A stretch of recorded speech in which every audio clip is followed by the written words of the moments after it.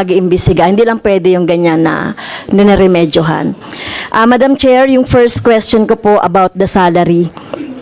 So, EO 64, Madam Chair, sinabi na doon yung increase ng salary ng mga teachers and employees. Ano na po ba yung update natin sa DepEd, Madam Chair? Kasi mayroon ng instructions ang DBM na magbayad na po. Thank you, Madam Chair. Opo, Your Honor, as mentioned, nagsabi na yung ating Pangulo at ang DBM, and may magre-release sila ng pera, pero may instruction din sila sa DepEd na pwede na kung may cash kami lying around to i-advance na po namin yung pagbabayad nitong 26.9 billion for fiscal year 2024 to cover the plantilla positions of the DepEd, Your Honor. So, ano pong update doon, Madam Chair? Meron po ba tayong available na fund for that for 2024? Sige.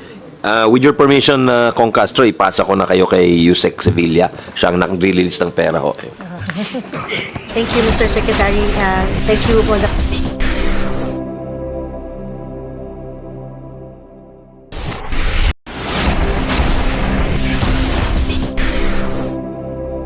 Providing us with the report so we can zero in on the areas of concern.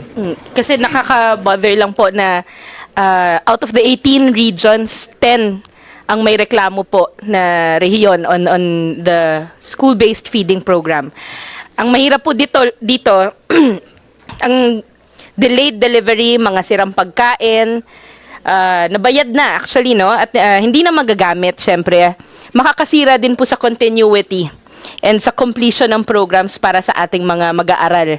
At hindi po nakukuha ang maximum benefits. At magkakaroon din po to ng higher margin of error when it comes to the correlation to our goal, which is to help our kids concentrate in school. So, kasi po, di ba, alam nating lahat, syempre pag gutom po ang mag-aaral, hindi po yan makakapag-concentrate at hindi po, kumbaga, lesser chances na matuto ang isang mag-aaral. Kaya po, we really wanted to address the issue. But I hope that the DepEd can make necessary changes. At yun lamang po, Madam Chair. Thank you very much for the time. Thank you, Madam Congresswoman Ko. Dagdag ko lang sana yung pagka paulit-ulit na pumapalpak, pwedeng i-blacklist ho yung supplier na yon. Yun ay isa sa mga nakikita ko. At siguro maglagay ng damages provision din po sa kontrata para medyo matakot ang mga ito, Your Honor, Madam Chair. Maraming salamat po sa sagot ninyo, Secretary. Madam Chair, thank you. Madam Chair, dun po sa spoiled milk, if it's because there's a law that requires milk and there's in many places talagang in the absence of refrigerators, etc., talagang nagkakaroon ng spoiled milk. Will a special provision in the GAA cure that? In other words, if the special provision will allow a substitute for milk, and have you identified substitutes for milk, that might actually cure that situation. So have you actually thought of that as a possible solution? Madam Chair, that's a very welcome suggestion. The law is not... No, sorry, I'm asking you to provide us a solution, but I'm giving you the mechanism, which is a special provision. Yes, Madam Chair. A consideration that's being explored right now by the agency would be to lean into other milk-related products that spoil less frequently or at a slower pace, like yogurt or any other milk-infused products. Although we have to ensure that these also are compliant with DOST standards. UHT milk dapat. DOST standards, as well as the capability of our suppliers to actually provide the goods. However, also a consideration would be a possible special provision for those locations that have limited supply of cold storage, as to help lengthen the shelf life of our milk products, especially in far-flung areas. Madam Chair, I was told that would help, having the special provision, Your Honor. Sec, could you kindly submit to us? We will draft one, Your Honor. Yes. And huli na lang po, dun sa sinasabi ninyo na marami doon sa naka-indicate sa COA report na na-resolve na, parang it's hard for me to imagine how moldy bonds, etc. can be resolved kasi molds yun, di ba? So, at saka spoiled milk. So, parang, it's difficult, right? So, yung undelivered din, kung dineliver yon after 1 year, edi moldy na. Well, di ko alam, ha? So, anyway, could you just submit to us after you have done evaluation of yung wasted portions of those contracts? Madam Chair, I think hindi pa nasasabi ni Asik Galban na kapag hindi na fresh yung pagkain or hindi na edible, they're obligado ho silang palitan yon. Yon. So, yun po ang at no cost to DepEd ho. Yes, so, parang warranty. Yes, let ho us yun. know kung ano yung portion, yung undelivered, pwede ma-rectify, or yung talagang, and then, kung napalitan, Yes, ma'am. Right, thank Yes, you. ma'am. We'll provide the details on that and also draft the special provision. Thank you for the idea, Your Honor, Madam Chair. Okay, thank you very much. We are done with the first round. Let us proceed to the second round. May the members of the committee be reminded that for the second round, they're only given 3 minutes to ask the question. First to ask question for the second round is Deputy Minority Leader Franz Castro. Thank you, Madam Chair. By the way, yung sa Nutriban and milk, 5.69 po, Madam Chair, yung sinasabi ng COA.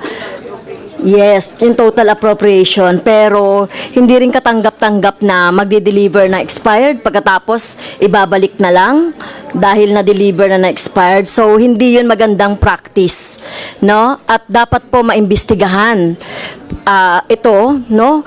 Mr. Chair, alam niyo, Mr. Secretary, kasama po ang Aurora sa na-deliveran ng gano'n, ano? I Kaya saw talagang imagine 10 in 17 regions. So malaki, no? Buns, tsaka milk.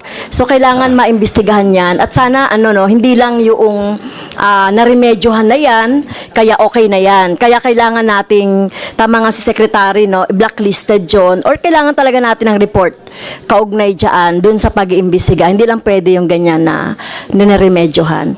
Madam Chair, yung first question ko po about the salary.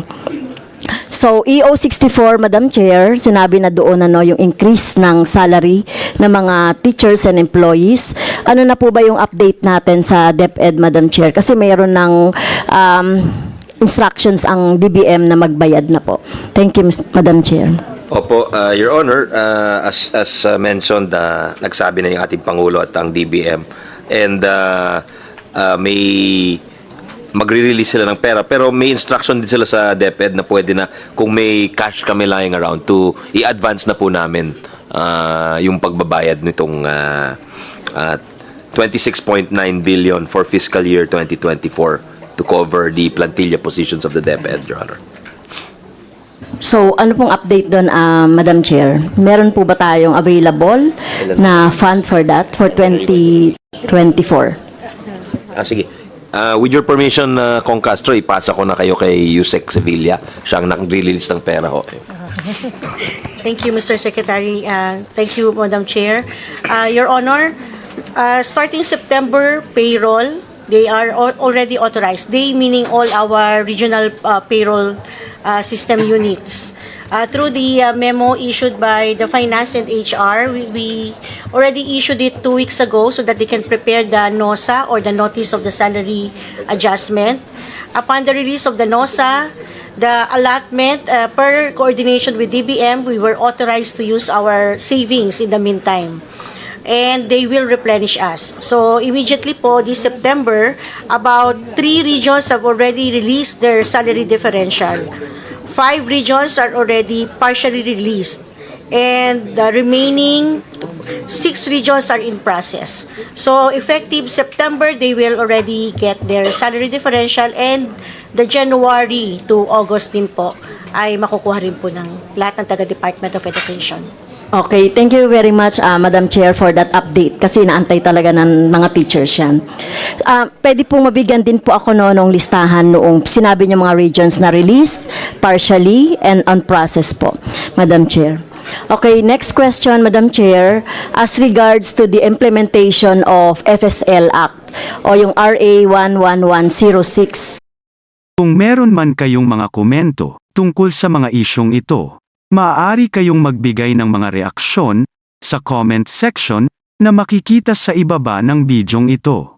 Maraming salamat, at kung ikaw ay interesado ng mga bidyong tulad nito, mangyaring suportahan ang channel na ito sa pamamagitan ng pagpindot ng like, pag-share ng mga video at kung bago ka pa lang sa channel na ito, please subscribe sa channel na ito at pindutin ang notification bell at piliin ang all upang maabisuhan ka para sa mga paparating pang mga videos.